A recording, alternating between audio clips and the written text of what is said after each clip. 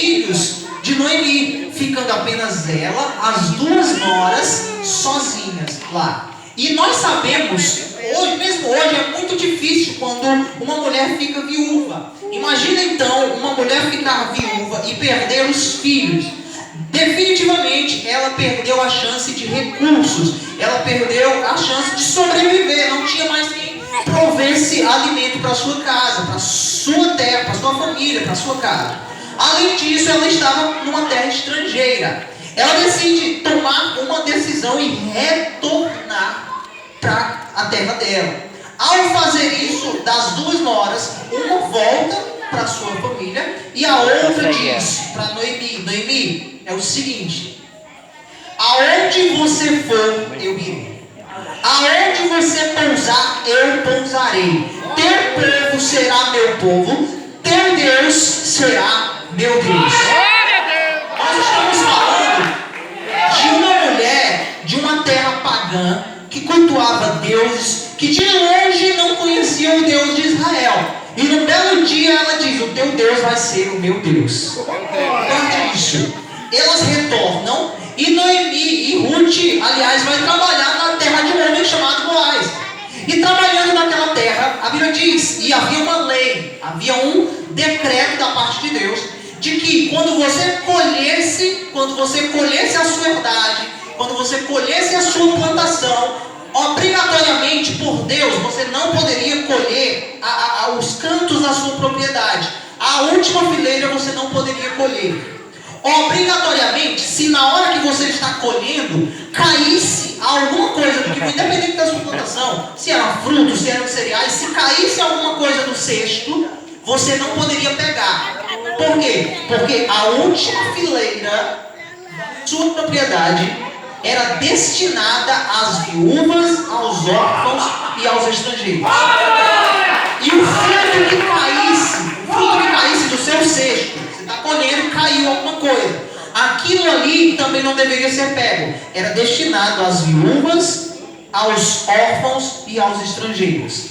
Eu quero te dizer uma coisa muito importante. O próprio Deus estabeleceu essa lei, tá? E ele chamava o que caía de rabisco, remanescente. Ele chamava o que caía de resto, tá? Era o que caía, o que sobrou, era o resto. Agora, Deus estabeleceu essa lei, sabe por quê? Porque Deus estabeleceu uma providência.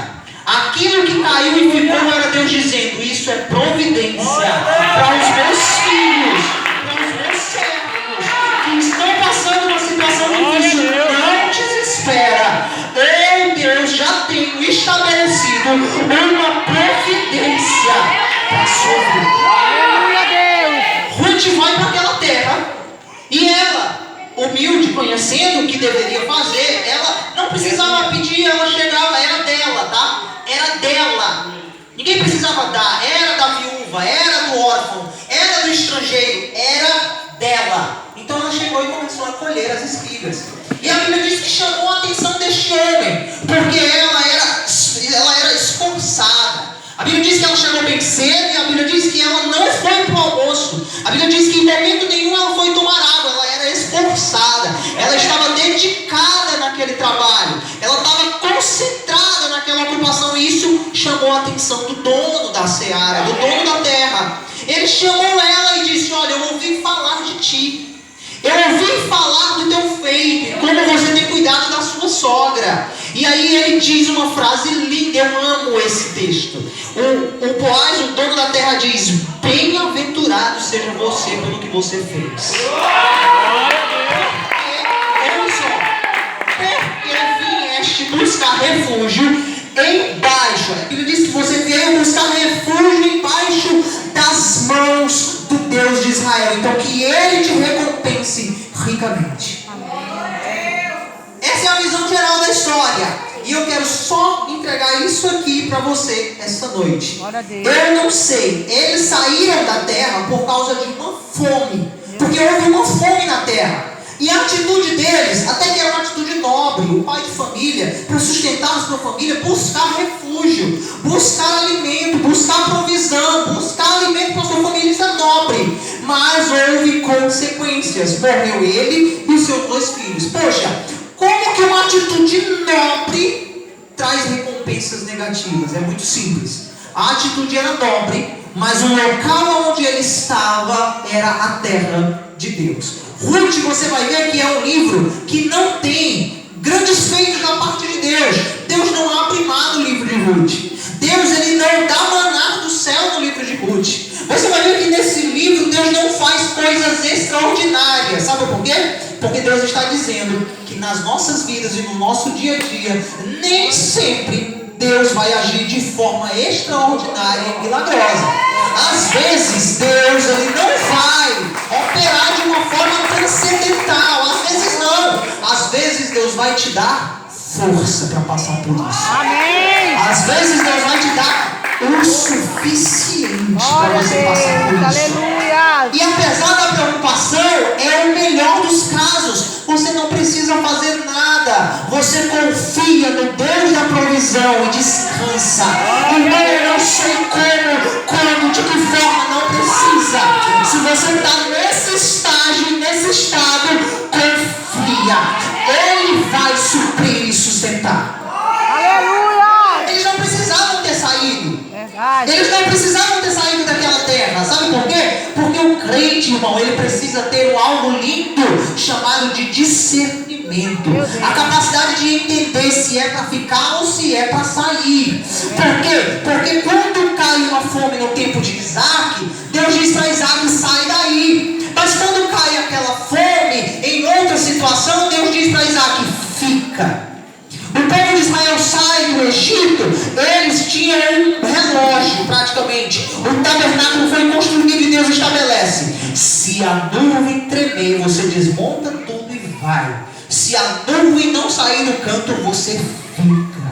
E só explicando para os irmãos, a nuvem era símbolo da presença de Deus. Era Deus dizendo: ó, se a nuvem está parada, eu estou no meio. É a minha presença. Se ela se mexer, você vai. Mas se a presença não sair do lugar, você também não saia.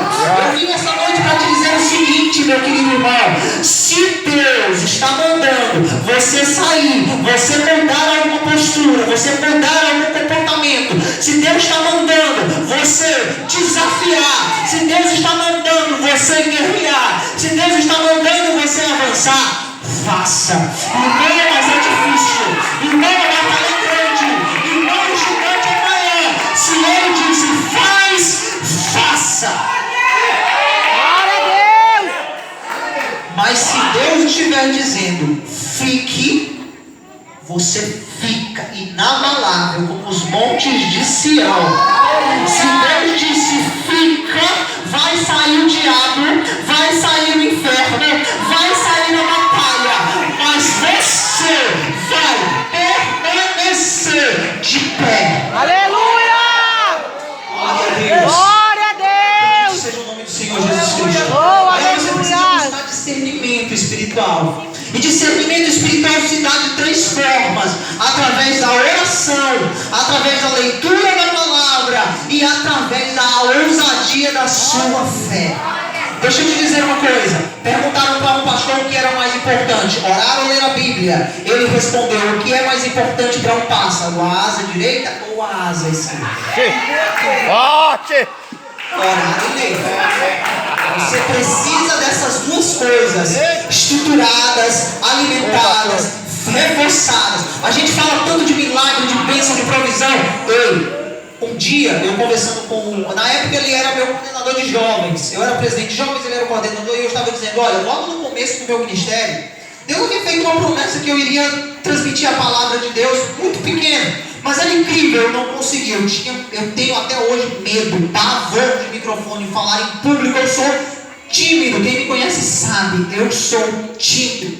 E eu não conseguia pregar, eu lia o versículo, contava a história e amém. Era só isso. Só que um belo dia eu começo a ler muito a Bíblia, eu começo a ouvir muito pregação, e eu sabia que chegaria o tempo, e eu fui posicionando nesse sentido. E um belo dia eu comecei a pregar. Um belo dia meu pai me deu a oportunidade. Meu pai é pastor, nós estávamos dirigindo uma congregação na cidade de Solinópolis, E eu tive a oportunidade naquele dia, algo destravou na minha mente. Eu li o versículo e Deus começou a me usar através da palavra para os irmãos. Só que no começo do meu ministério, eu tinha algo assim, eu queria muito ver os irmãos, sabe, glorificando, aplaudindo, pulando. Eu via aqueles pregadores, eu dizia, eita Jesus, eu quero assim. Só que um belo dia caiu a ficha. Glória a Deus. Não adianta você pular na igreja, você adorar na igreja e a sua vida continuar do mesmo jeito. E eu falei para o meu coordenador isso, eu digo, irmão, eu tenho uma postura hoje. Eu prefiro uma pregação sem nenhum glória a Deus. Verdade. Mas depois ouvir alguém testemunhando. Glória a minha vida Deus. Porque Aleluia. o movimento todo, a vida das pessoas continuarem a mesma coisa. Meu Deus. É como se eu estivesse dizendo, eu vim para ser canal de Deus para dizer para as pessoas, a sua vida pode mudar. Eu não sei o que você está passando. A sua vida pode mudar, é só você conscientemente mudar o seu posicionamento. Amém. Bendito seja o nome do Senhor Jesus Cristo. Então, adopte isso na sua vida, transforme esse culto